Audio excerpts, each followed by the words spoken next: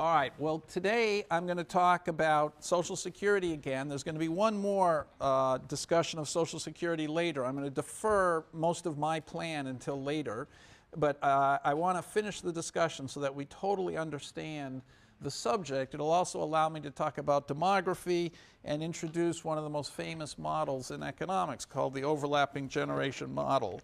So in the 1940s, someone named Maurice Allais, a French economist, introduced the overlapping generations model into economics. He wrote it in French, and it was sort of rediscovered by Samuelson in the 1950s. I'm not sure whether Samuelson had read Allais. I think Samuelson may well have read Allais. But anyway, Samuelson, so these were 1947, something like that, 1958, in which Samuelson rediscovered it. And you'll see it's a very basic thought, and it seemed at first to challenge everything that we've learned so far. So the idea of the overlapping generations model is that time doesn't have a beginning and an end like we've assumed so far. Time might go on forever. Now, whether or not you believe time, whether there's scientific proof that time goes on forever or scientific proof that the universe has to come to an end, let's face it, many of our institutions presume that time goes on forever. The most important among them is Social Security, which is the most, which we'll see is the easiest thing to, the model is designed to understand. The idea of Social Security is the pay-as-you-go Social Security. The idea of Francis Perkins was that every young generation was going to give money to the old, but they shouldn't worry so much about it because when they got old, the next young generation would give them money. Obviously, if you thought time was going to come to an end, the last young generation, knowing that they were the last generation, would refuse to give money to the old because they weren't going to get anything back when they were old. But then the second to last generation, knowing that when they got old, they'd get nothing from the last generation's young, they wouldn't give anything either to the old. And working backwards like that, if everybody's rational and if it's common knowledge that the world is going to end, nobody would ever participate in the Social Security scheme. So it's clear that there's some thought that the world might end, or at least there's a thought that it's not worth bothering about the world ending. So the overlapping generations model is meant to take that idea extremely seriously and imagine life going on forever. So let's take the simplest example where there's a generation that begins, so generations last when they're young and old. So let's say we're at time 1 here. Okay, and there's a generation that's young and a generation that's old. Maybe I'll write it a little bit lower. Sorry about that. Okay, so there's an old generation and a young generation, and the endowment of the old generation is 1. The young generation has 3 when it's young, 1 when it's old, 3 when it's young, 1 when it's old, 3 when it's young, 1 when it's old. So when you're young, you have 3 apples. When you're old, you have 1 apple. The next generation, when it's young, has 3 apples. When it's old, it has 1 apple, and so on forever. So this will be t equals 1 here, 2 here, 3 here, 4 here, etc. So it goes on forever like that. Now, what did Allais and Samuelson both basically say? They both basically said, look, everybody when they're young is incredibly well off. They're working, they're productive. When they're old and retired and feeble, they don't have very much. But what is it that but what can you do? Where can you trade, according to Samuelson? What does the old have to trade? You know, it doesn't look like there's any trade that can take place. So it seems like it would be very helpful if the old would give the new something, if the young would give the old something, and when they got old, the next generation's young could give them something. So the young could constantly be making gifts to the old. That was Allais and Samuelson's idea, and it's very closely related to Social Security. So Samuelson got a little carried away with his idea, and he said that Social Security was the greatest and only true beneficial Ponzi scheme ever invented, because you know, in a Ponzi scheme, this has gotten a lot of attention lately thanks to our famous Madoff. So a Ponzi scheme is basically an investment strategy where you take the money that people give you and you buy yachts with it. And then when they ask for their money back, you tell them, well, that you've gotten great returns, and you just hand them money that new people have given you, so they think you've gotten great returns. And when that second generation of people wants their money back, you tell them, well, you've invested it brilliantly, you've gotten great returns, but all you're doing is giving them the money that the third generation is giving you. And you keep going like that until finally you owe so much money you can't find new people fast enough to pay the people off, and then everybody discovers the Ponzi scheme and it all unravels, and the people at the beginning have made out very well, and the people at the end who, you know, the second to last generation, they've lost all their money, and then lawsuits accumulate, and it's quite interesting that in the Ponzi scheme, the very first generations, you know, that benefited are not free, because the whole thing was a scheme, you know, the whole thing,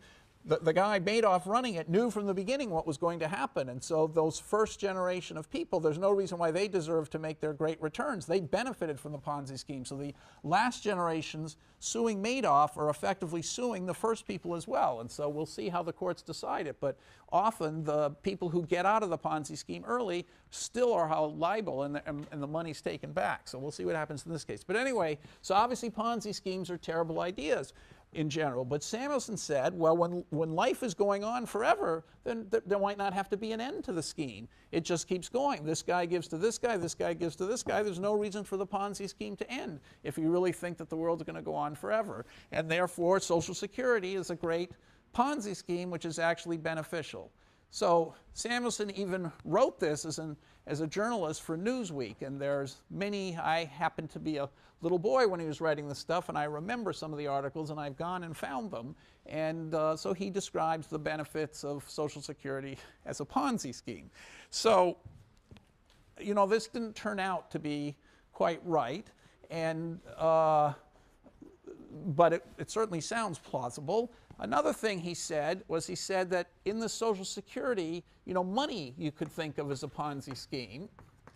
Money too, because, you know, you have worthless pieces of paper, you know, but you're willing to hold them when you're young. You'll accept them for goods, because when you get old, you can find the next guy who's willing to give up goods for your money, and that guy's willing to take the money for it, because when he gets old, he can find the next generation's young who's willing to give up goods for his money. So the money, which is a worthless piece of paper, never gets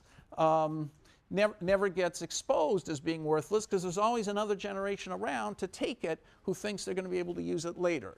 So these are fascinating topics that Samuelson discussed,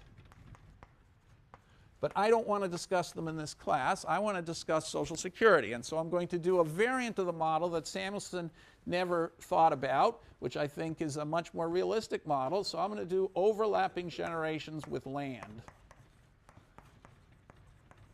And you'll see that in this model, I'm going to add land to it. It's, I think, a more interesting model, and I'm not going to discuss the paradoxes of infinity, because once you put land, even though time goes on forever, the paradoxes disappear. So rather than spending all the time on the paradoxes and how they come about and do they make sense, I'm just going to add land from the beginning, and it will recapitulate in a nice way almost everything we've done this semester, and there won't be any paradoxes. So what do I mean by land? I mean, suppose that land produces one, so this is land output, produces one every period.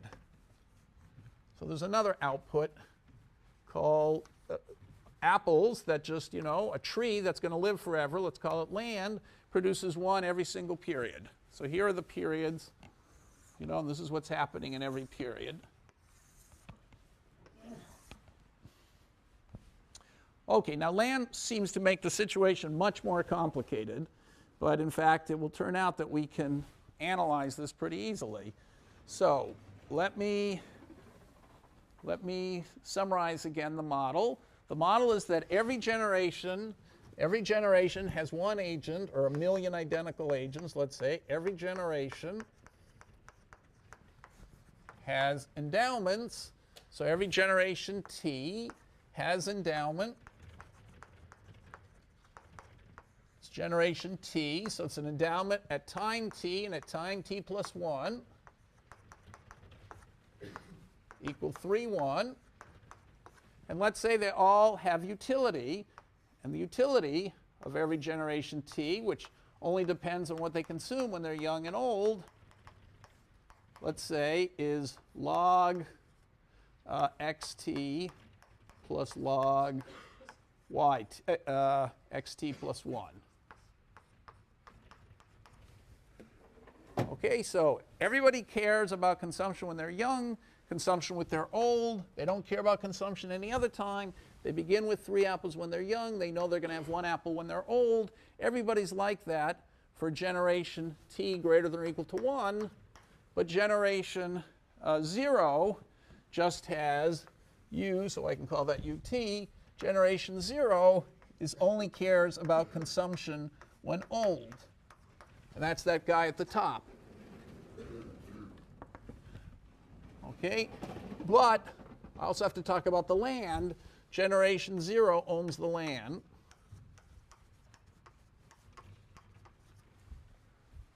Okay, so that's the economy.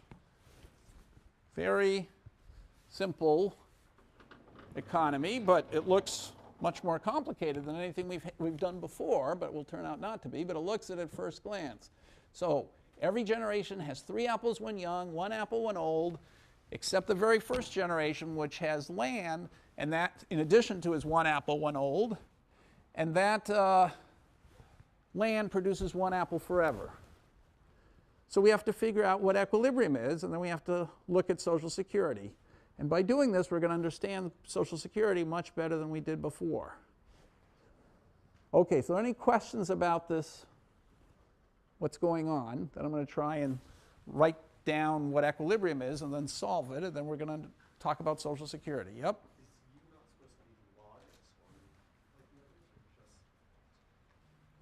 Oh, well, you know, if you only can eat one good, if I put log x1 here, it would be the same thing.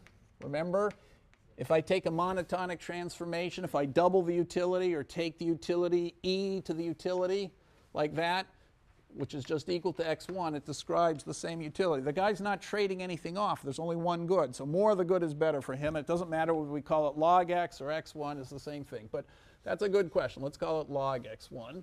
Make him symmetric. All right, well, how would we define equilibrium? So there's financial equilibrium, and then we're going to see if we can solve this. So what's happening in financial equilibrium? Well, it's kind of interesting here. There's going to have to be a price of goods every period, QT. That's the contemporaneous price of apples. There's going to be the price of land every period, pi, let's call it T. So this is apple price. So these are contemporaneous prices.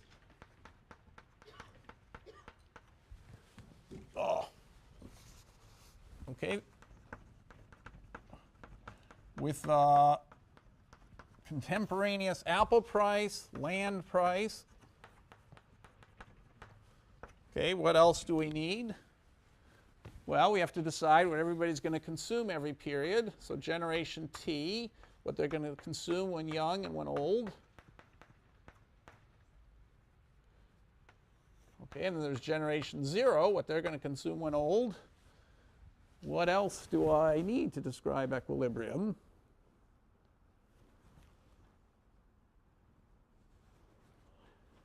That's probably it. And so what's the budget set everybody's going to face?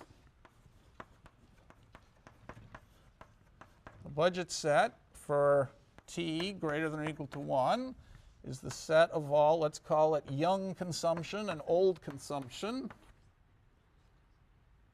Okay, so that's what you can, so generation T is going to consume something when young and when old, such that what? What's the budget constraint? Well, when they're young, if they want to consume goods, they have to spend QT to consume goods. So this is young, call that Y. Okay, and when they're old, they're going to have to consume, when they're young, they consume that. What else will they want to do? They might want to hold land. So we could call that pi t. And I better add a theta here for their holding of land. Okay, pi t plus theta, that's how much land they hold. Remember how we did this? Okay, and then what have they got? Well, they've got their endowment, time t. This is time t, let's say. This is generation t. So their endowment is going to be ETT, but that's 3. So I might as well write ETT just as 3. Okay, and what else have they got? Nothing.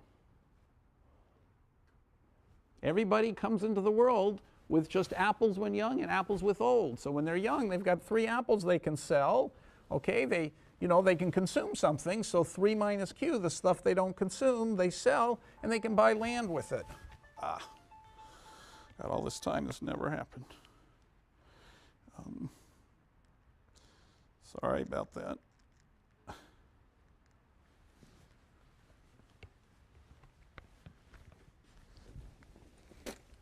Okay, and then when they're old, what can they do? Well, when they're old at qt plus 1, okay, times z. Now, are they going to bother to hold the land when they're old? No, because they're going to be dead, and they don't care about their children. All they care about is eating as much as they can. So they're going to sell all their land. So that's got to be less than or equal to what? And so here's the, what are they going to get when they're old? Well, they have qt plus 1 when they're old, and their endowment of 1, plus what? They can sell their land, pi t plus 1, times theta. Whatever they bought the first time, they can now sell when they're old, plus, what else do they have?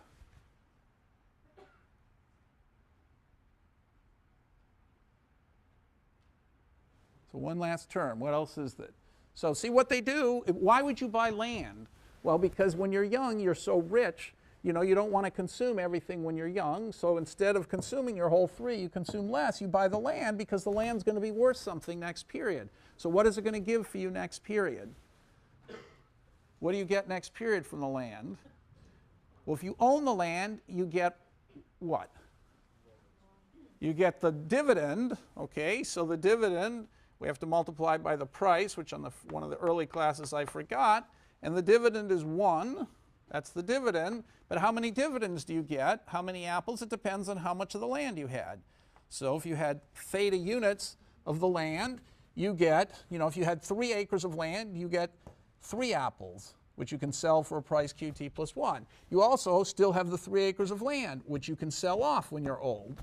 Okay, so that's the revenue you get by selling off the land.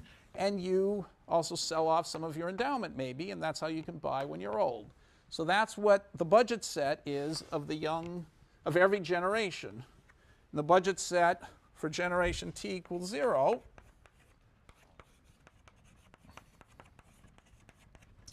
is simply x1 is simply z.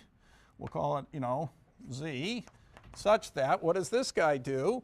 Well, q1z has to be less than or equal to, what does he have? q1 times 1 plus, he's got all the land.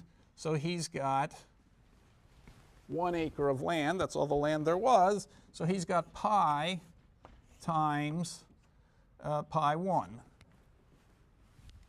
He's got all the land. So I've normalized the land to be 1 acre. Okay, so pi 1 times all land. That's what that guy can do. Okay, so equilibrium is xt plus 1 is best for generation t in budget set t, and x1, so this is this and theta, okay, and x1 Did I write theta? Oh, I forgot to write theta in the definition of equilibrium here. So I had to write a theta t. They're also having to keep track of how much land they're going to have. And this is t equals 1 to infinity. Okay, so the equilibrium is, what are the prices every period of apples and land? What does every generation do in terms of their consumption, and how much land they hold, and how much do you consume when you're, how much does that very first generation consume? It's obvious they're going to sell all their land to consume as much as they can. So the budget's set. So x1 solves, so z equals x1, and yz theta equals that, best for generation t in this budget set, and z equals x1 is best for generation 0 in this budget set. Okay, so to say it in words, it's very simple in words, and then we have this mathematics, and it looks complicated, but we're just going to say it's going to be very short to solve it, even though it looks very complicated. So the problem is this. We've got generations who are rich when young, poor when old. There's land that lasts forever. The only way people can save is by holding the land. That's like holding stock. That's holding something real. So when they're young, they're going to take some of their extra endowment, because they're so rich when young, they've got 3 when young, and they're going to use it to buy land. And when they get old, they're going to sell the land and eat the endowment from the land, the dividend from the land, and sell the land, and use that sale proceed to also increase their consumption when old. So they'll be taken care of when they're old because they're able to hold the land. And the question is, how do we solve for this equilibrium? And so why is it, so just to go back to Samuelson and all that, why is it so interesting? Well, one of the reasons it's interesting is that people, when they're young, have to think about the price of land next period when they're old, because they know they're buying the land today, they can see the price today, but when they get old, they have to, why are they buying the land today? Partly for the dividend next period when they're old, but also for the resale value of the land. So everybody is thinking to himself, what's the value of land going to be next period? And of course, the value of land next period depends on what the young in that period are willing to pay. But they're thinking about what they're willing to pay on the basis of what they expect to happen the period after. So everybody has to think about the guy after him and what the guy after him is thinking about what the guy after him is thinking, and it looks very complicated. Okay, and we want to solve for an equilibrium in which everybody can rationally anticipate what the guy in front of him is going to do, which means rationally anticipate what that guy is rationally anticipating the guy in front of him is going to do, and you have to solve for the whole equilibrium and see how it turns out. Okay, any questions about this? It looks very hard, but it's going to turn out to be very, very simple. Yes? For generation 0, why haven't we added the dividend that he would get from holding the land in the second period? Okay, because, by the way, I haven't said what happens to the dividend in period 0. So actually, I think that was a good point. So he gets 1. He also gets the dividend in period 0. So I'm glad you asked that question. I had neglected what happened to that. Okay, so to answer your question, remember the convention that we've made, which holds in the market, and it's one of the reasons for the breakdown of the market. One of the reasons why the market seized up in the last year or two is because, or last year, is because when you buy a stock like the land, somebody has to give the money and the other guy has to give back the stock. And the people buying and selling are not actually meeting each other and simultaneously transferring money for the ownership of the land. One guy's in San Francisco and the other guy's in New York, and they're doing it through some screen or something. So the physical asset isn't quite changing hands. So you have to make a convention about, when do you say the deal has actually concluded? So the convention is, that we always use, is that if you buy the land at time 0, you don't get the dividends at time t. If you buy the land at time t, you don't start getting the dividends until time t plus 1. So if the young generation buys the land at time 1, they don't get the dividend until starting at time 2. So the very first dividend at time 1 is going to go to the old guy at time 1. which I had left out here. So the old guy does get a dividend. It's the dividend at time 1 because he began owning the land. So he had it before, so he gets that piece of land. He can even, even though he's selling the land at time 1, he still gets the dividend at time 1. And the generation that bought it at time 1 doesn't start getting dividends until time 2. So that was an excellent question. It was an oversight of mine, so exactly right. Okay, and that's how it happens in real life. Of course, you know, the length of time might be 3 days, or it might be 1 month, or depends on the security, what the settlement rules are. But there's always got to be a break between when you buy the stuff and when you start getting the dividends, because you know, it just takes time for the whole physical process to happen.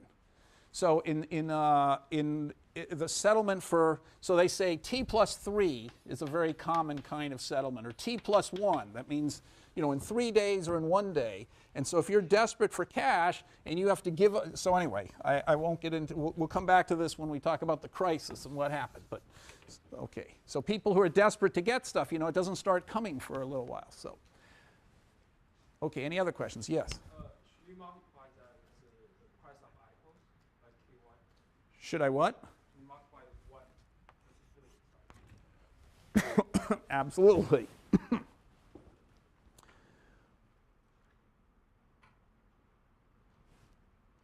Very good. Okay, any other comments?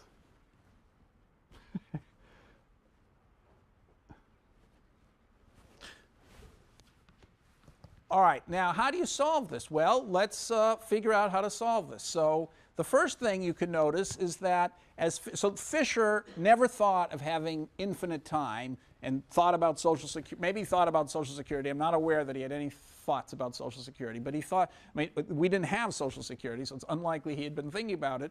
So I don't think he thought about time going on forever. But that doesn't mean his methods aren't, he died, by the way, in 1947, I think, something like that. So right around the time Allais wrote his paper. So what is it that,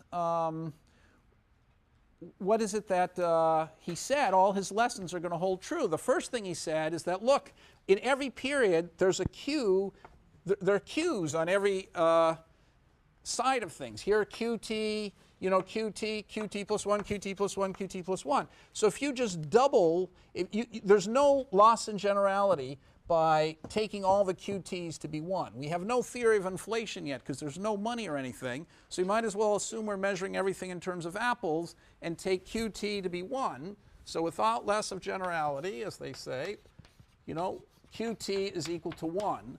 And of course that means we can divide every equation by QT. So pi t divided by qt would go here, and we'd have a 1 and a 1. We divide this one by qt plus 1. Still, it's an equation. We have z less than or equal to 1 plus pi t plus 1 over qt plus 1 plus 1 times theta. So we just renormalize all the prices.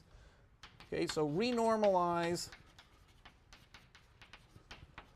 all nominal prices in terms of apples.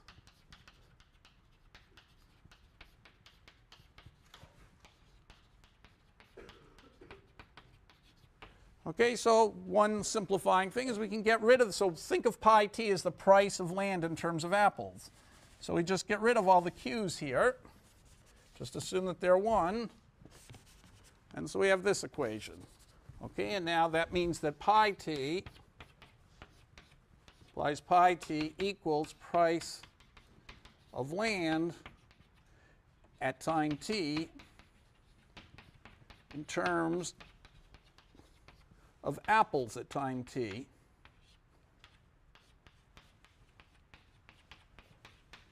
Okay, so that was a normalization we did many times before. We said that, you know, we might as well assume the contemporaneous price. We can't figure out what inflation is, so let's figure that there's no inflation. The price of apples is always 1, and we're going to measure the price of land in terms of apples.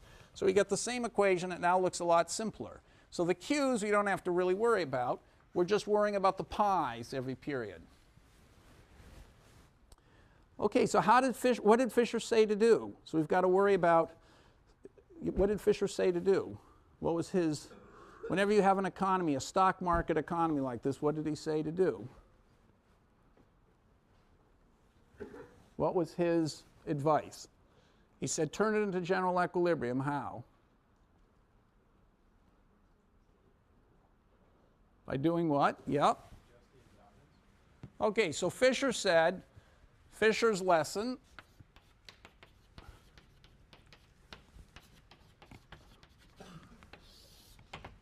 forget about assets by putting their dividends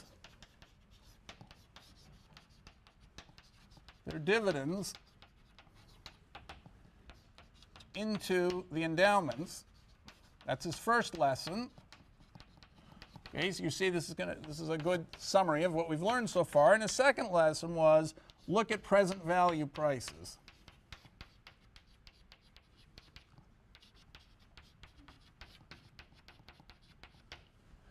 Okay, so he says forget all these pies and things like that. Just look at the present value. So we're looking at P1, P2, P3, dot, dot, dot, where PT, price at time 0, let's say, or time 1, doesn't matter. Price at time 1 of an apple at time t. So once you knew the present, so the endowment then, I'm not going to write all this, the endowment of all generations 1 and above stays the same, 3, 1, 3, 1, 3, 1, but the endowment of generation 0 is now 1, 1, 1, 1, 1, 1, 1 forever. Okay, and the budget set, everybody's going to have a budget set determined by the P's. Okay, so now we're just one step from solving this. So there's one more thing to notice before we can solve it. So by symmetry, so observe that by symmetry, we can hope to find an equilibrium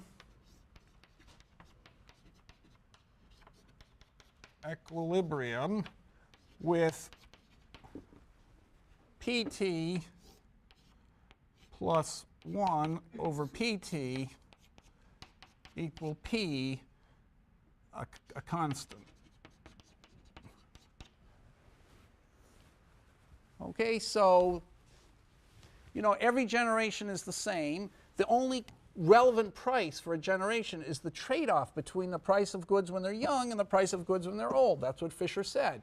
The veil of the stock market is just a means of transferring wealth between when you're young and when you're old. And really, you should calculate. All these guys have to calculate. If I buy the stock now when I'm young, it's going to cost me a certain amount of money, and I'm going to be able to get a return. So the real rate of return, right, that they're all going to calculate is going to equal, well, they're going to, by putting in pi t dollars today, they get out pi t plus 1 plus the dividend, 1 tomorrow. Right? So tomorrow they're going to get pi t plus 1 plus 1. So for every, if they put in, buy 1 share of stock, it costs them pi t, and tomorrow they get, pi t apples. We're measuring in terms of apples, and in the future they get pi t plus 1 apple in the future. So that's the real rate of return. That's like 1 plus r, 1 plus rt. Okay, but we're going to assume that that's a constant, 1 plus r. We're going to guess it's a constant, and that's just 1 over this p that I told you about before. The ratio, pt plus 1, the present value. So this ratio is just the interest rate between time t and time t plus 1. So Fisher says you don't have to think about all the stock market and what the return on the stock market and all that's going to be. Really, you're just trading off, by doing all that calculation, you're figuring out what's the trade-off between time t goods and time t plus 1 goods. In the Fisher economy, you don't look at the stock market. You assume that everybody knows the present value prices, and therefore the trade-off between time t and time t plus 1 goods, and we're going to assume that's a constant. Because the thing's so symmetric, how else could it turn out except a constant? Okay, so now we're ready to solve it. We've done all the tricks, almost, to solve it. So what is equilibrium going to be?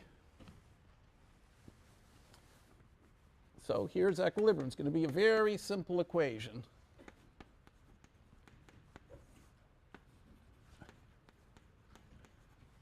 At every generation, you're going to have an old and a young. So what is the total supply of goods in every generation? How much goods are there? There's one for the old apple. Right? If you look at any generation, like this one at time 2, there's that one, no, not that one, a little less. The one in the middle, that's the one for the old guy. Then there's the young guy who has 3, right? And then there's the apple that the land produces. So this is young apples. And this is the dividend. Of apples. So that's how many apples there are in the economy. So who's going to be eating them? Well, there's going to be an old guy eating apples, and there's going to be a young guy eating apples. So how much is the old guy going to eat? Well, the old guy is going to spend half his money, and how much money does he have? Well, from his point of view, he's just trading off when he's young against when he's old. So from his point of view, he's got 3 apples when he's young, plus 1 apple when he's old, but that's worth, to him, the trade-off between apples when he's young and when he's old is just given by P. Okay, divided by P. All right, so this is the whole trick. Okay, so we have to spend a minute, so this dawns on you why this is true. And now what's the young going to do? The young generation, what's their income? Well, they only care about the trade-off between prices when they're young and when they're old. Okay, so when they're young and when they're old, they don't care about land, according to Fisher. They don't have to think about that. They just have to know the price, which we're assuming is P for everybody, the trade-off between young apples, which are worth more than old apples. So old, okay, so to them, they have the same income, 3 plus 1 P. Okay, now these P's refer to different time periods, but we're assuming the same. Here's the young. This is the young. Okay, this is the young. So this is divided by 1. So this is the young. And this is the old. And once I solve this equation, we'll have the whole equilibrium. But we need to understand this equation. So where did I get this equation? Okay, so let's take any time period 2, like t equals 2, for example. We know the total apples around that can be eaten are 5. That's on the right-hand side. The old guy's apple, the young guy's 3 apples, and the land producing 1 apple. 5 apples in all. Now, who's going to be eating the apples? They're going to be old guys, and they're going to be young guys eating apples. So the old will be the generation 1 guys. They're going to be eating apples. And then the generation 2 guys are going to be eating apples. Now, the generation 2 people, they've got 3 apples at time 2, so they're looking at 3, but they've got expectations in their head. They're going to think ahead. What's the price of stock market today versus tomorrow? Fisher says, okay, they do all that thinking. They realize the trade-off between consumption at time t when they're young and consumption when time t plus when they're old. That's given by the price p. We've assumed there's a price p. So they're going to say to themselves, okay, I've got 3 apples when I'm young. 1 apple when I'm old is not worth the same. In present value terms, it's just 3 plus 1p, because the old apple's not worth as much at time t as it is at time t plus 1. It's 3 plus 1p. I'm going to spend half of my income, and the price when I'm young, I've assumed that's 1. Okay, so that's what the young are doing. The old guys, now the old guys, what they're doing at time t depended on what they did when they were young. But when they were young at time 1, they knew there was a trade-off between time 1 and time 2 apples. But we've assumed it's the same price trade-off, so we've assumed it's the same P. And so they did the same calculation. When they were young, they were going to spend half their money. This time 1 generation is going to have to spend half its money when it's young, half its present value when young, okay, divided by, so when they were young, they were going to do that. When they're old now, they're looking forward to spending half their present value when they're old. And the price of apples when they're old is given by P relative to when they're young. So they're going to spend 1/2 times the present value of their income divided by the present value of the price of the old apple, which is the apple we're talking about, because they're consuming when they're old now. So their consumption plus this consumption equals 5. Now, At least half of you must be baffled. So ask me a question to see if we can get to the bottom of this. That's it. That's the whole equation. As soon as we solve this, we'll figure out all the prices and everything in the whole economy. And so we're at the end. But this requires a little bit of thought. So go ahead. Shouldn't it be 4 plus 1p because there's a dividend? Or maybe like 3 plus 2p? I mean, No. where does the dividend fit in? Okay, the dividend, that's a good question. The dividend fit in here because, yes, there's a dividend.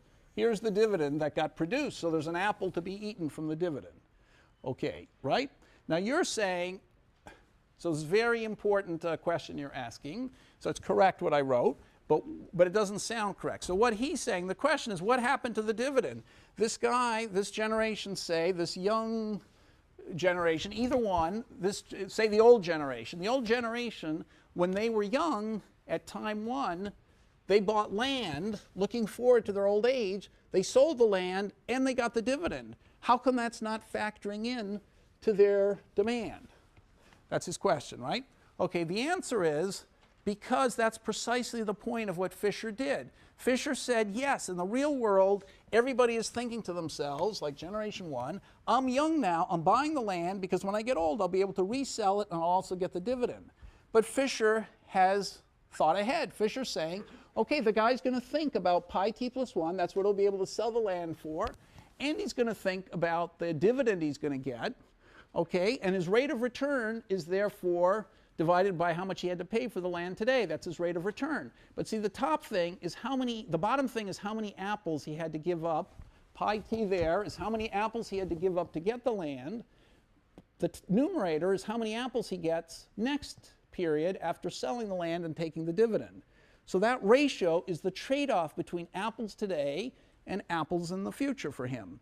So if he says to himself what Fisher says, the only thing the guy cares about is that ratio, that trade-off, which we're calling P, 1 over P. That's the trade-off he's going to have in his mind, okay? And so what is his income? This guy began with no land.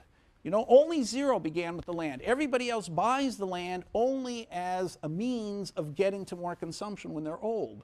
So the whole point of Fisher's insight is you don't have to keep track of how the guy's managing to get the payoff when he's old. All he's doing is he's recognizing a trade-off of 1 plus R, or 1 over P, that trade-off between consumption when young and consumption when old. And all he can do is turn his endowment when he's young into more endowment when he's old at that ratio. And it doesn't matter how he does it as long as we have the right ratio. So Fisher says, forget about the assets, just keep track of the present value prices, and these will tell you the ratio of transformation of goods when young to when old, and that's all you need to know to make a decision. It's the whole point of Fisher. Says you don't need to think about the assets. Now, after we get the P's, we'll go back and figure out what the price of land is. Any other questions? Yes? Can you explain again why the price in the second chart is just 1? Why can you use 1 for the other? Yes, because I'm taking P as the ratio. So P, this P is here. So it says if I had 1 apple at time t, how many apples could I get at time t plus 1? P of them. Because this ratio, so for every apple I have down here, I can get P apples at time t plus 1. So that ratio is the only thing that, so I might as well call, you know, if the ratio of 2 prices is P, it doesn't matter what their levels are. So I might as well think of one of them as 1 and the other one as P. I could think of the first one as 2 and the second one as 2P. That would be the same thing. Right? So if I thought of the first price is 2 and this price is 2P, I'd put a 2 here, a 2 here, and a 2 here, and it wouldn't change anything. So remember, we learned this this is why the lessons of general equilibrium, they seem so obvious, and then you put them in a slightly different context and you realize how clever Fisher was. If you double all the prices, you're not going to change anything. It's the price ratios that matter. So it's the trade-off between apples when young and apples when old that matter. If you assume that trade-off is given by P, you might as well assume that the first guy, for all we care, he might as well assume that he's measuring the prices when he's young in terms of 1 and the prices when he's old in terms of P. Okay, those were very good questions. It's a little confusing, but when we go back to the original equilibrium, it'll be clearer, I think. But so that's the only equation that we have to satisfy. So we can solve that equation now. Any other questions?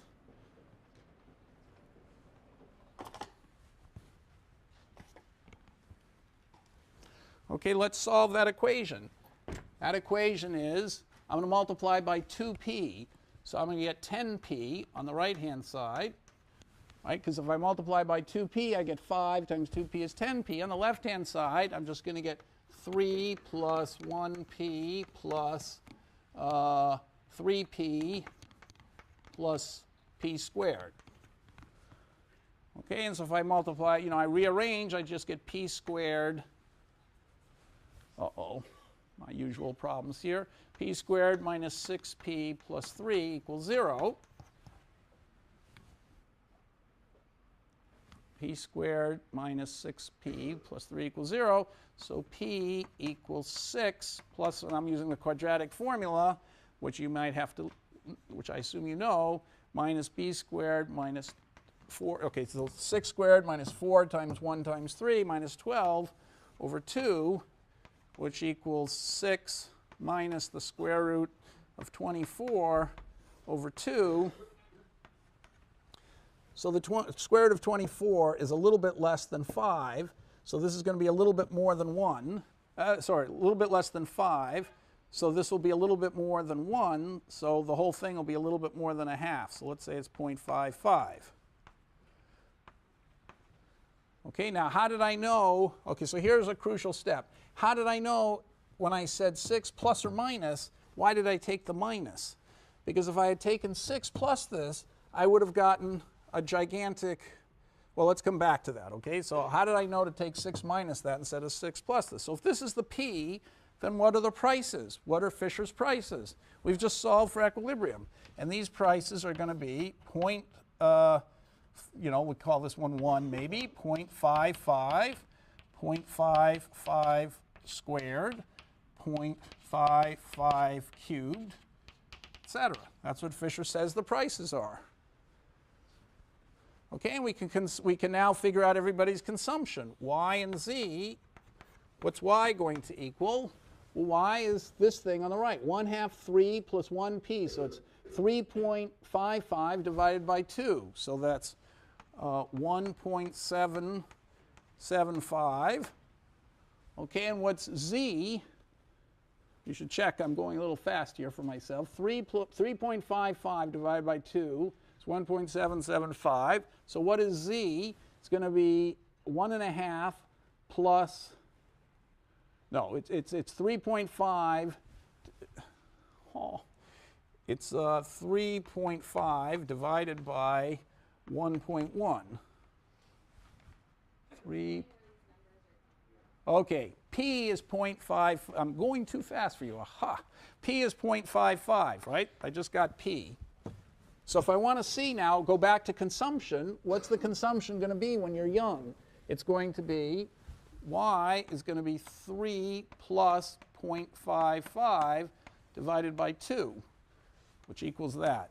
3 plus 0.55, that's the guy's income, and he consumes a half when he's young. So that's 1.775. And when he's old, he's going to have the same income. So 1.775 divided by P, which is, so it's going to be 1.775 divided by 0.55. Okay, and that, you can see, no, that doesn't look right. Not divided by 1.7, that divided by P, and that's going to be a little bit more than 3. And so, in fact, if you solve it out, it turns out to be 3.225. Okay, did I go too fast there?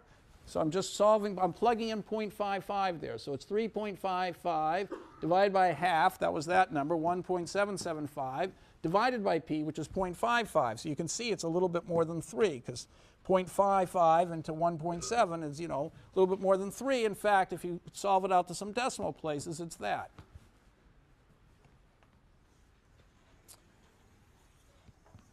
Okay, so we've solved what everybody does. Everybody now, we know what everyone's going to do. The young are going to spend 1.775, are going to consume 1.775, they're going to consume 1.775 here.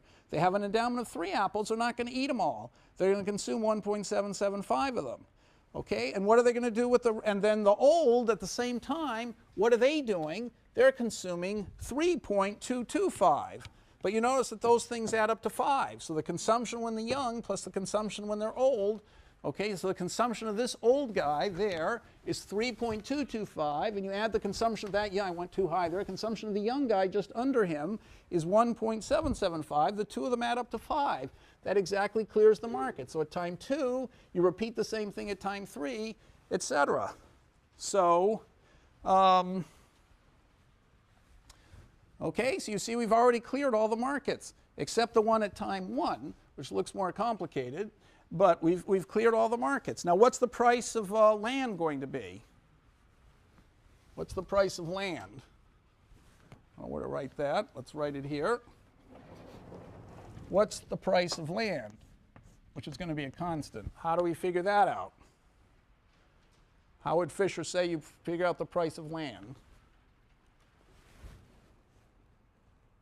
So the price of land at time 1, say. What would Fisher say? Yep. Whatever the young guy would pay for it. That's one way of getting it. Okay, so what's he paying for it? Whatever he doesn't spend on consumption. Right. So from this equation, he spent 1.775. His income was 3. So what's left over? What did he spend on land, therefore? So the price of land has to be 1.225. Now, that's not the way Fisher suggested finding out the price of land. What did he say you should do? What's the fundamental theorem? Present value all the payments. And what is that?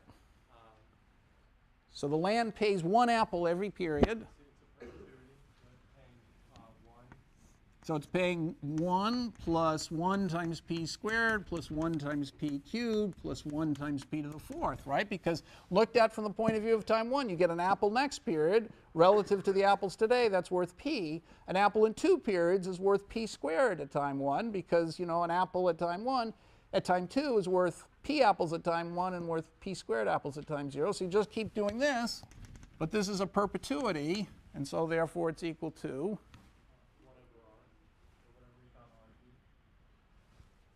yeah, 1 over r, okay, and we didn't, so it's equal to 1 over r, okay, and so what's r? So we know that, so what's r? How do we figure out what r is? So 1 over 1 plus r equals p, right? Equals 0.55.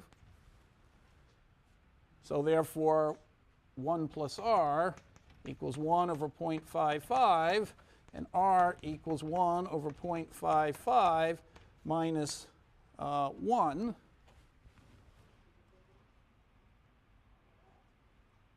Okay, and so this is a little less than 2. Minus 1 is going to be like 0.81 or something. Okay, and you take 1 over 0.81 and you get the same number. Okay, so all right, so that's how Fisher, so let's go back. So Fisher solved everything. He said, I mean, the Fisher method solves it all. It says, well, let's worry about time 0, is time 1. We haven't done that. So what happens every period? Every period, like from 2 onwards, the young guy says, aha, I've got 3 apples. What am I going to do with them? He says to himself, well, the price of land is 1.225, so I could, you know, I could eat some of the apples or I could buy some land. And what does he decide to do? He says, let me eat 1.775 apples and spend the rest of my money buying 1 acre of land. Now, why am I doing that? Because next period, I know the price of land is going to be the same, 1.225, and I'm going to get a dividend of 1. So I'm going to be getting a rate of return, we just calculated, of 81%. at that rate of return of 81%. So this ratio up here, okay, this is another thing. This number is equal to 1.225 plus 1 divided by 1.225. Okay, that's also equal to 1.81. Remember, R we just calculated over here. Where did I do R? R was 81%. That's the same number here, 81%. Okay, so everybody says to himself, given that there's an 81% rate of interest, I'm happy to hold the whole unit of land, because at that rate of interest, I'm just trading off consumption today for consumption when I'm old at the rate that I want to. Okay, and at time 0, the market clears also. So we cleared the market for every time 2 through infinity. Okay, and that was by this equation. That was up here. By picking the right P, we know every market from t equals 2 onwards was clearing. And Fisher would say, by Walras law, we don't have to worry about time 1. That's going to clear as well. And sure enough, it does. You know, it's a little bit different now. It's just the old guy, but the old guy with his land, which is 1.225, plus his dividend of his land, which is worth 1.225, and his dividend of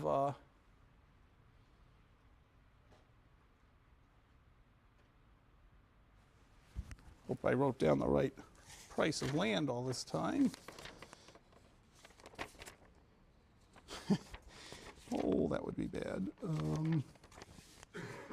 Okay, so the old guy, what does he do? He has his 1 apple, plus he has the land, so he's going to consume. The old guy has his, oh, I see. The old guy, so what happens at time 1? The old guy has his dividend that he had before. Okay, so he's got the dividend of the land because he's owned the land, you know, forever. So he gets the dividend of 1, plus so that's 1, plus he has an endowment of 1, so he's consuming 2 now, plus he sells the land for 1.225. So that all adds up to 3.225. And then if you add the young generations, 1.775, that indeed clears the market at time 1. So the market's going to clear in every single period.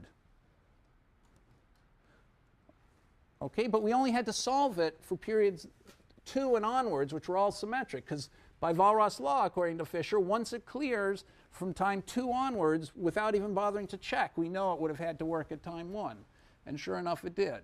So as I said, let's summarize now what we've done, okay, and then we can start drawing the lessons. So what we did is we started with a complicated model with land and people having to look forward and expect what the price of land was going to be depending on what the next generation wanted to hold, which depended on what they were going to think the generation of that were going to hold, etc. Very complicated stuff. And we saw that to solve it was very simple. You just do the Fisher thing. If everybody's rational, you can always turn everything, you can forget about the assets and the land and turn everything into present value prices and put the endowments, so you forget about all the assets and just put the dividends into people's endowments and look at all the present value prices. Okay, and the present value prices, by symmetry, we're assuming just grow exponentially, decline exponentially. Okay, and then we could solve the one equation and figure out what that price was, the exponential number p that's, you know, to the nth power gives the nth price, nth present value price. So solving for that p, we then cleared the markets. We found out what everyone was going to do when young and when old, and by plugging in now Fisher's formula, the price of every asset is the present value of its dividends, we figured out what the price of land was every period. So we solved for the whole equilibrium, and sure enough, it clears. And in equilibrium, everybody's doing this calculation. If I buy land today, I'm going to get that rate of return on the land, which corresponds to the P. It's going to be 81%. And so everything works out.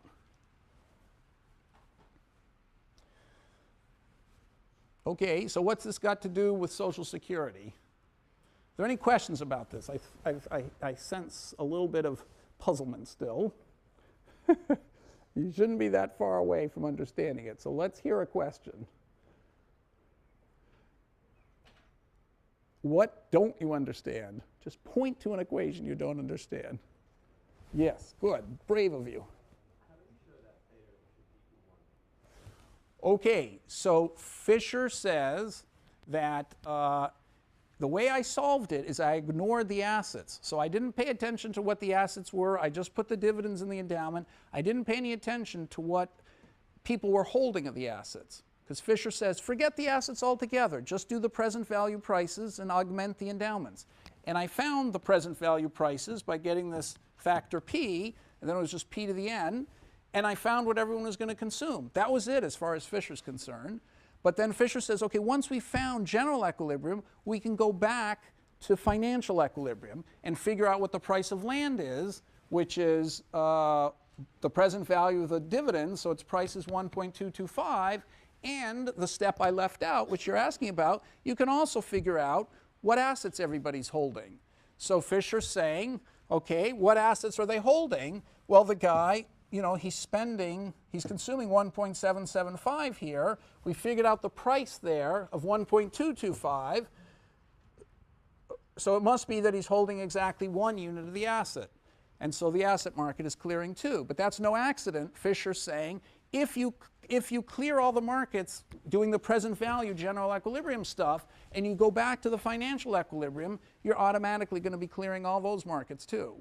So I left out the step that, you know, once it's because somebody anticipated all that and got me to calculate the price of 1 in a cheating way. He said, assume theta is 1, then figure out how much money you're spending on the asset. What I should have done, so he did that, what I should have done is done Fisher's trick of figuring out the price of the asset, which is 1.225, and then of course we know the guy must have bought 1 asset in order to use up his budget set, but that clears the market for assets. But Fisher knew that was going to happen. It always has to happen. That's the beauty of what he did. Yes? Yes. So the point is, thank you, I'm coming back to exactly that point. So the point is when you look at the present value of land, it's going to be P plus P squared plus P cubed plus P to the 4th. The present value of land had better be finite. Okay, so in other words, P has to be less than 1. Otherwise, the value of land would be infinite. And it wouldn't make any sense because in the very first old guy with an infinite amount of land, infinite value of land would buy more apples than there possibly were in the world. So you know that the interest rate, the real interest rate has to be positive. If the real interest rate were less than 0, you would have to, and you had some asset that paid a constant dividend forever, that asset would have an infinite value. So the presence of land, which pays a constant asset forever, forces the real rate of interest to be positive. So Samuelson and all his talk of negative real interest rates, it can't really happen if you think that land is going to, land's going to pay some dividend probably forever. So there's going to be a positive real rate of interest. Okay, and so it means in Social Security, if the young give up 1 and the young give up 1 to get 1 back when they're old, they're always going to be losing because there's a positive real rate of interest, and so every generation has to lose. Okay, so we're exactly the point of all, so it's precisely the point. Because of the presence of land, you know that the real rate of interest is going to have to be positive. You know, Fisher never made this argument. He said it's impatience, and you know, maybe if people are incredibly patient, it could even turn out to be negative. But, or if output was bigger next period than it is this period, you could even have a negative rate of interest. But not so when you have land with a constant dividend forever. Then, if the interest rate is constant, it better be positive. Otherwise, the land would have infinite value. Okay, so it's a new argument for a positive rate of interest. You have to have the land has to have a finite value. Okay, any other questions? So when you solve for a couple of these, you're going to do it very easily. Now, I mean, after you've done it a couple times, this will seem very easy to you. I know it seems a little confusing now, but let's just do a couple more thought experiments. Suppose we do Social Security. What will happen with Social Security? How does that work? What does Social Security mean? Well, Social Security means the young give the old something.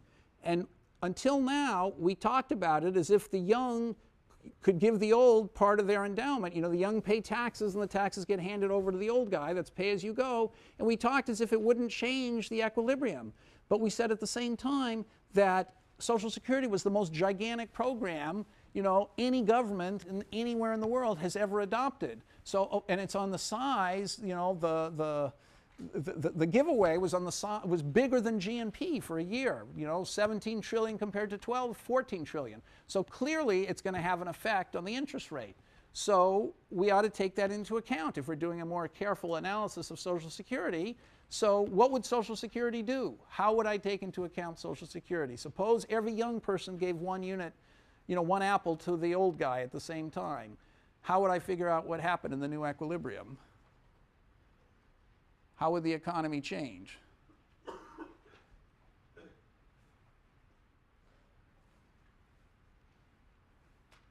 What would I change and solve differently?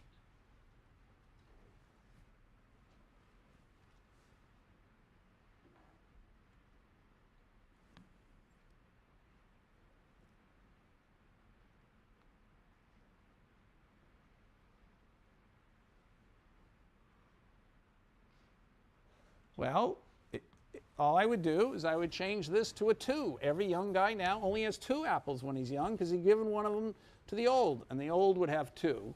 So all the way through here, I would just change all this to 2, 2, 2, 2, 2, 2, 2. Okay, that's what I would do. So that's the change. Then I have to resolve the equilibrium. So how would that change? What would I change in my one equation? Well, the apples in the economy, the young apples, the guys only got 2, but the old apples, the olds got 2, and there's still 1 apple coming from the land, so that's still 5. But now every generation is going to be behaving a little bit differently. They're going to have 2 when they're young, and 2 when they're old. This guy will have 2 when he's young and 2 when he's old, and otherwise it's the same thing. So I just resolve for the equilibrium. Okay, and so if I resolve for the equilibrium multiplying by 2p, I'll have 2 plus 2p plus 4p multiplying by 2p. So, no. Sorry, I just confused myself. I multiply by 2p. I've got 2 plus 2p. Multiplying by 2p, I have 2p here. Okay, plus multiplying by 2p, I have 2p squared here. Hope I'm doing this right. Okay, and I've got 10p on the right, like I had before. So now I've got 2p squared minus 10p, and that's 4p, so it's still 6p, it looks like, plus 2 equals 0. And so p equals 6 plus or minus 36 minus 8 over 4. Okay, and so that, I hope I did that right. I hope you're checking it. Okay, so that turns out to be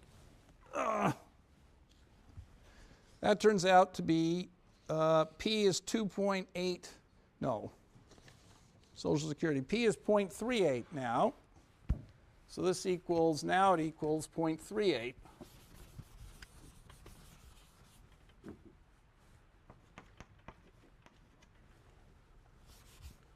Okay, so 6 minus square root of 28.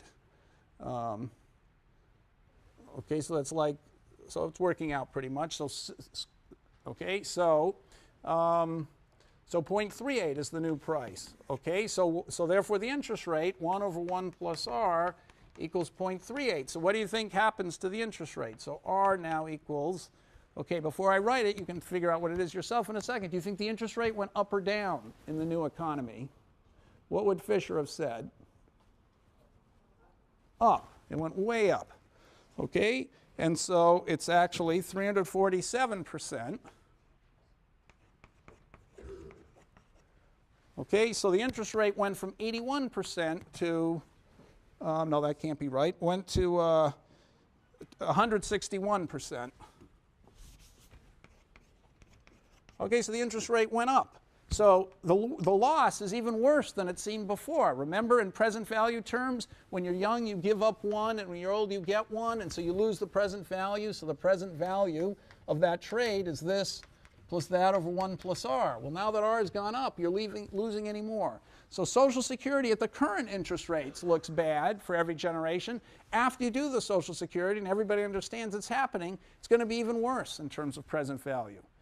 Okay, so Social Security hurts. So Social Security, again, everybody is giving something when they're young to the old. So the guy at the very beginning, at the very top, gains a lot. Everybody else, every other generation loses, and you can compute the utility after Social Security compared to before Social Security, and it goes from something like 2.7 to 2.3. So there's a substantial loss for everyone's utility except for the first generation. On the other hand, we rescued the first generation. Now, there are 2 more experiments I'm not going to be able to finish today, but I'm going to mention them. Experiment 1 is, suppose we had more and more children every generation. How would we take that into account? Well, it's very simple to take into account. It's the same thing with the trivial change. You can figure out what happens with more and more generations, with more and more children. Okay, so I'm going to go back to 3.1. This will only take me 1 minute. Sorry about this. I know time's running out, but let me just finish this story. Okay, so if we had more and more children in every generation, so every 30 years, let's say the population doubled, that's not such a high growth rate, per year, you'd have 6 and 2 here. Okay, and then it'd go up to 12 and 4. Okay, and we'd have to, but again, it's all exponentially growing, and the dividends would also be growing. So this would be 2 and 4 and 8 and 16, etc. Okay, but as you'll see in a second, the way, I won't do it this time, next time, you'll see that it's very easy to solve for the new equilibrium. You just put a, you put a double here thing, because the young, there are twice as many young. Okay, you just solve it, you do the whole thing. And what happens is, Social Security isn't solved, even though Samuelson was, in a way, wrong again. Even though there are 2, even though there are 2 young people for every old person, so every young person only has to give up half an apple. You only have to give up half an apple when you're young, okay? And when you're old, you still get a whole apple back. Sounds like now you surely should gain, but the point is you don't, because the rate of interest gets higher. And then we're going to have generations that alternate in size. But all these are very easy to solve once you figure this out. So today, on Thursday, you have to solve a problem just like that, so you get the hang of it. Just one problem to do for Thursday. Did it brilliantly, have gotten great returns, but all you're doing is giving them the money that the third generation is giving you, and you keep going like that until finally you owe so much money you can't find new people fast enough to pay the people off, and then everybody discovers the Ponzi scheme and it all unravels, and the people at the beginning have made out very well, and the people at the end who, the second to last generation, they've lost all their money, and then lawsuits go, lawsuits accumulate, and it's quite interesting that in the Ponzi scheme, the very first generations, that benefited are not free, because the whole thing was a scheme, the whole thing, the guy Madoff running it knew from the beginning what was going to happen. And so those first generation of people, there's no reason why they deserve to make their great returns. They benefited from the Ponzi scheme. So the last generations suing Madoff are effectively suing the first people as well. And so we'll see how the courts decide it. But often the people who get out of the Ponzi scheme early still are held liable, and the money's taken back. So we'll see what happens in this case. But anyway, so obviously Ponzi schemes are terrible ideas in general. But Samuelson said, well, when life is going on forever, then there might not have to be an end to the scheme. It just keeps going. This guy gives to this guy gives to this guy. There's no reason for the Ponzi scheme to end if you really think that the world's going to go on forever. And therefore, Social Security is a great Ponzi scheme, which is actually beneficial. So Samuelson even wrote this as a journalist for Newsweek, and there's many. I happened to be a little boy when he was writing this stuff, and I remember some of the articles, and I've gone and found them.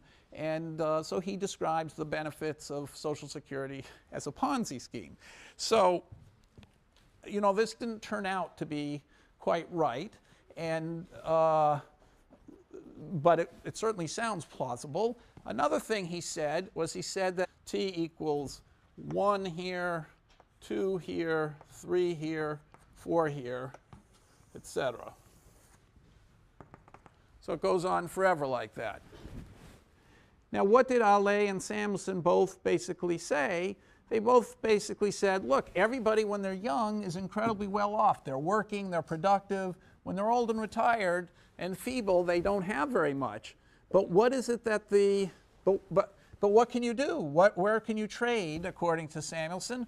What does the old have to trade? You know, it doesn't look like there's any trade that can take place.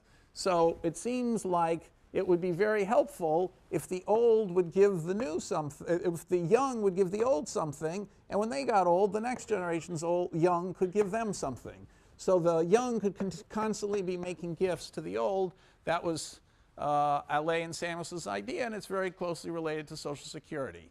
So Samuelson got a little carried away with his idea, and he said that Social Security was the greatest and only true beneficial Ponzi scheme ever invented, because, you know, in a Ponzi scheme, this has gotten a lot of attention lately thanks to our famous Madoff. So a Ponzi scheme is basically an investment strategy where you take the money that people give you and you buy yachts with it. And then when they ask for their money back, you tell them, well, that you've gotten great returns, and you just hand them money that new people have given you, so they think you've gotten great returns. And when that second generation of people wants their money back, you tell them, well, you've invested. The idea of Francis Perkins was that every young generation was going to give money to the old, but they shouldn't worry so much about it, because when they got old, the next young generation would give them money. Obviously, if you thought time was going to come to an end, the last young generation, knowing that they were the last generation, would refuse to give money to the old, because they weren't going to get anything back when they were old. But then the second to last generation, knowing that when they got old, they'd get nothing from the last generation's young, they wouldn't give anything either to the old. And working backwards like that, if everybody's rational and it's common knowledge that the world is going to end, nobody would ever participate in the Social Security scheme. So it's clear that there's some thought that the world might end, or at least there's a thought that it's not worth bothering about the world ending. So the overlapping generations model is meant to take that idea extremely seriously and imagine life going on forever. So let's take the simplest example, where there's a generation that begins, so generations last when they're young and old. So let's say we're at time 1 here. Okay, and there's a generation that's young and a generation that's old. Maybe I'll write it a little bit lower. Sorry about that. Okay, so there's an old generation and a young generation, and the endowment of the old generation is 1. The young generation has 3 when it's young, 1 when it's old, 3 when it's young, 1 when it's old, 3 when it's young, 1 when it's old. So when you're young, you have 3 apples. When you're old, you have 1 apple. The next generation, when it's young, has 3 apples. When it's old, it has 1 apple, and so on forever. So this will be, in the Social Security, you know, money you could think of as a Ponzi scheme.